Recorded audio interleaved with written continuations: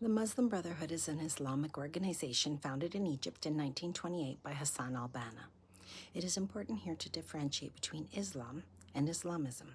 Islam is a religion, Islamism is a distinct political ideology, and the term coined by the Muslim Brotherhood to differentiate themselves from ordinary Muslims.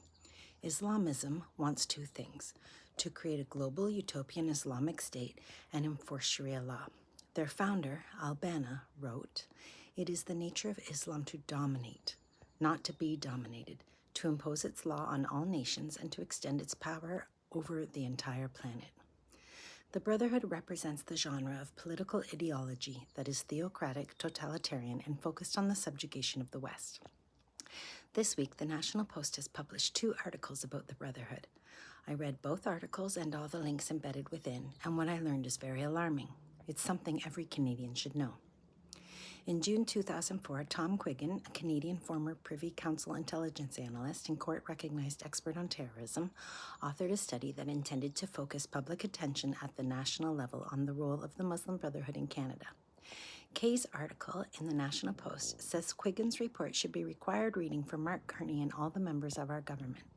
Quiggins cautioned that the Brotherhood, the most effective Canadian organization at spreading extremist views, was the antithesis of Canadian values and laws, and already had a significant presence in Canada. That was 21 years ago. Quiggin urged Ottawa to deny public support and charity status to organizations aligned with the group because they promote Islamism as an alternative to Western-style democracy. Canada's Liberal Party under Justin Trudeau ignored Quiggin, and nothing was done.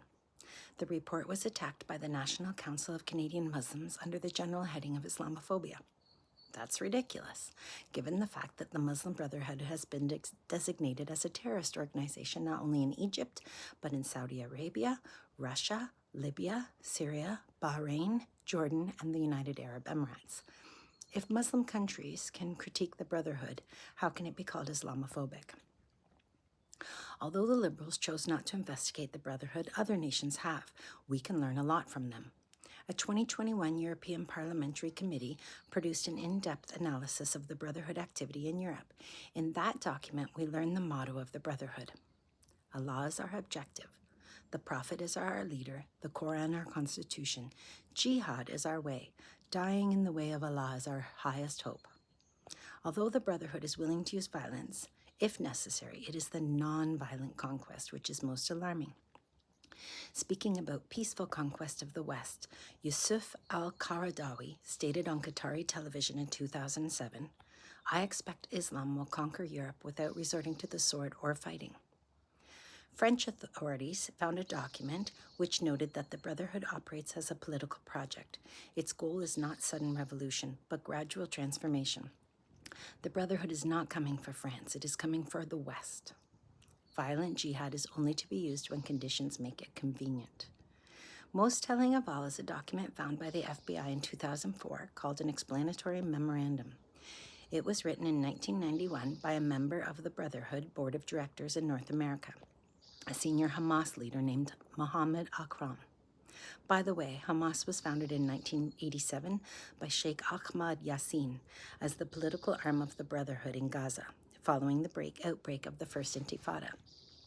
The explanatory memorandum clearly explains how the Brotherhood were to conquer North America.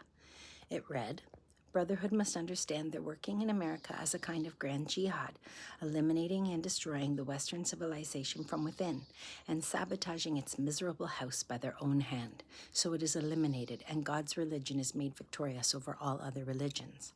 Elements of the strategic goal were establishing a stable Islamic movement in North America, building mosques, community centers, and expanding the observant Muslim base, adopting Muslim causes domestically and globally, and presenting Islam as a civilization alternative.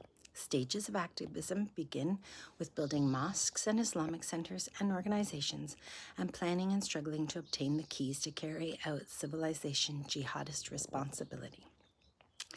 Many points were outlined, but included a shift from collision to mentality to absorption mentality. That should terrify you. So, how does the Brotherhood hope to absorb and Islamize Canada?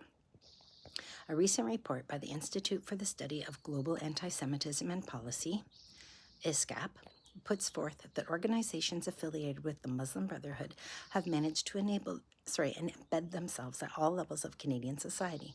These organizations present themselves as legitimate charities or community groups, but are linked to extremist ideologies and in some cases terrorist organizations like Hamas.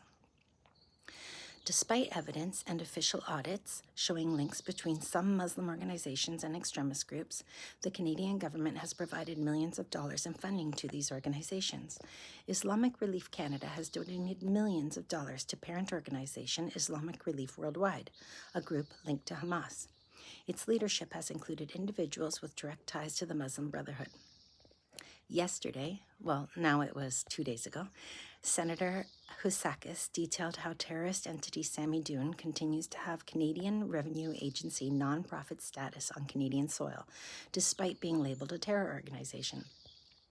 Sammy Doon is run by Charlotte Cates. She set the Canadian flag on fire and shouted, "Death to Canada." She won a humanitarian award from Iran, and she left Canada last year to attend the funeral of Hassan Nasrallah in Beirut. Charlotte Cates is married to Khaled Barakat, leader of the Popular Front for the Liberation of Palestine, another terror organization which has been listed as a terror group in Canada since 2003. Neither of these individuals were born in Canada, but they are still here fundraising for foreign terror groups.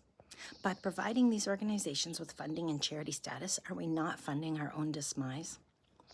The ISCAP report highlighted the Muslim Association of Canada as a particular concern. The Muslim Association of Canada is not for profit, registered with the CRA as a charitable organization. Their website says they work to strengthen communities through education, religious service, and charitable giving. Their website, however, is full of contradictions. It says they understand Islam as articulated in the writings of the renowned Imam Hassan al-Banna, founder of the Muslim Brotherhood. Yet it also says they're not affiliated with the Muslim Brotherhood. MAC has 13 chapters, 23 community centers, and 29 schools across Canada. It was at a MAC event Friday, June 6th, that Mark Carney stated Muslim values are Canadian values. This Canadian certainly does not think that the values of the Muslim Brotherhood, as on their website, are Canadian values. Remember those Middle Eastern countries I named that have banned the Brotherhood? They pressured Qatar to ban them as well. Qatar refused. Qatar is the Brotherhood. They host Hamas leaders, support Hamas, and fund their training. It turns out they also fund a lot of initiatives in Canada. A 2021 CRA audit of the Muslim Association of Canada found they received more than $1 million from Qatar charity and $2.5 million to buy land and build Islamic Community Center of Ontario. On the Full Comment podcast, April 8th, Haras Rafiq was interviewed, and he said Canada is a nexus for terrorist financing. Canada is a place where money comes in from extremist organizations and is laundered through charities and building projects, which are then used for the spread of Islamism. Funding and charitable status just morphs. For example, the Muslim Brotherhood's Jerusalem Fund for Human Services was blocked from charitable status in 1999. But then the Brotherhood simply set up IRFAN, the International Relief Fund for the Afflicted and Needy, which defrauded Canadians by raising money for natural disasters, such as the South Asian tsunami of 2004, and then sending that money to Hamas. IRFAN was designated a terror entity in 2014 for transferring nearly $15 million to Hamas. The ISCAP report noted that the National Council of Canadian Muslims also has ties to the Muslim Brotherhood and alleged that it is a self-described Muslim Brotherhood front. A 2003 affidavit from the former founder of the group, Shima Khan, also acknowledged this relationship. Originally known as CAIR, CARE Can, one of the founding members, Shahina Sadiqi, has argued polygamy is acceptable and has advocated for it in Canada. So why should we care? We should care because the Brotherhood is a multi-pronged entity undermining the ideals of Western civilization. In Canada,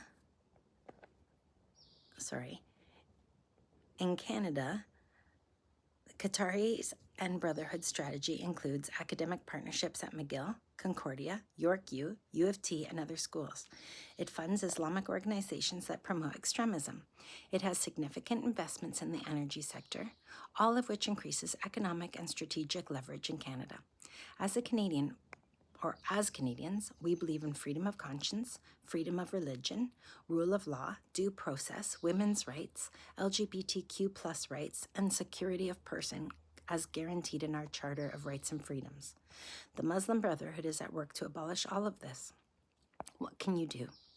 Read the National Post news articles, which I'll gladly share with anyone who wants to read them. Read the full ISCAP report. Write your member of parliament. Post about this. Tell people about this. Demand that any Muslim charity having any ties to the Muslim Brotherhood or terror be banned in Canada. Speak up. Share this video and direct people to my YouTube channel at CDN Zionist. Thank you for listening.